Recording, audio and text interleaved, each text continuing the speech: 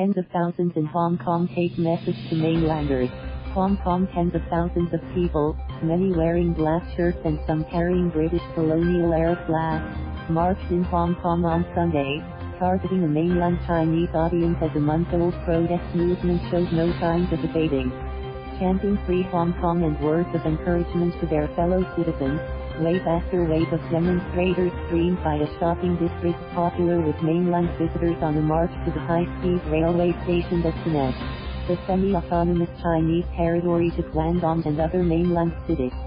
Hong Kong has been riven by huge marches and sometimes disruptive protests for the past month, sparked by proposed changes to extradition laws that would have allowed suspects to be sent to the mainland to face trial. Hong Kong leader Carrie Lam suspended the bill and apologized for how it was handled, but protesters wanted to be formally withdrawn, and for Lam to resign. Organizers said 230,000 people marched Sunday, while police estimated the crowd at 56,000. "We want to show our peaceful, graceful protest to the mainland visitors because the information is rather blocked in mainland," march organizer Ventus Lau said. "We want to show them the true image and the message of Hong Kongers." Chinese media have not covered the protests widely, focusing on clashes with police and damage to public property.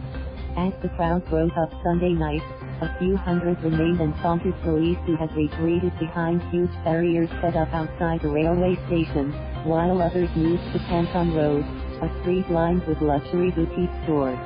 The march was the first major action since two simultaneous protests last Monday, the 22nd anniversary of the July 1, 1997, return of Hong Kong from Britain to China. One of those protests, a massive march through central Hong Kong, drew hundreds of thousands of people. It was overshadowed, however, by an assault on the legislature building by a few hundred demonstrators, who shattered thick glass walls to get in and then wreaked havoc for 3 hours, spray painting slogans on the walls, overturning furniture and damaging electronic coding and fire prevention systems. Sunday's march was the first protest against the extradition legislation on the Kowloon side of Hong Kong Harbour. The previous ones were on Hong Kong Island, the city's business and government center. Many of the marchers were young, wearing black shirts that have become the uniform of the protesters.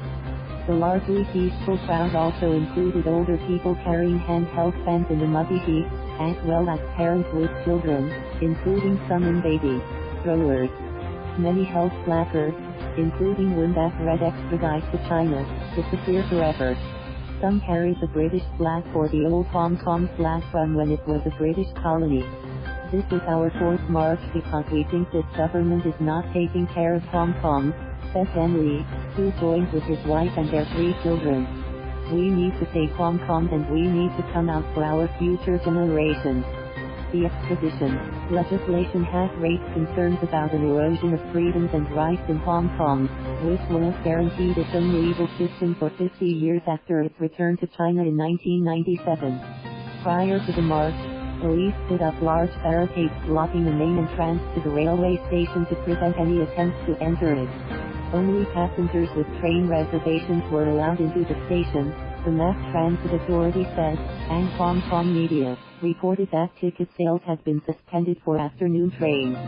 The high-speed railway station is a connection between Hong Kong and China, and this is the nearest place we can spread our message to China, said Lau, the march organizer. The station was a source of contention before it opened last September because passengers passed through Chinese immigration and customs inside. Some opposition lawmakers said the fact that Chinese law applies in the immigration area violates the agreement giving Hong Kong its own legal system.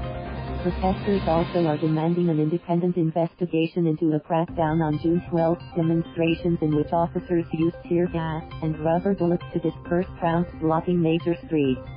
Police said the tactics, harsher than usual for Hong Kong, were justified after some protesters turned violent. Dozens were injured, both protesters and police. The protesters are also calling for the direct election of Hong Kong's leader. Lam was chosen by an elite committee of mainly pro-Beijing electors. /ATM. Thank you for watching. Please subscribe.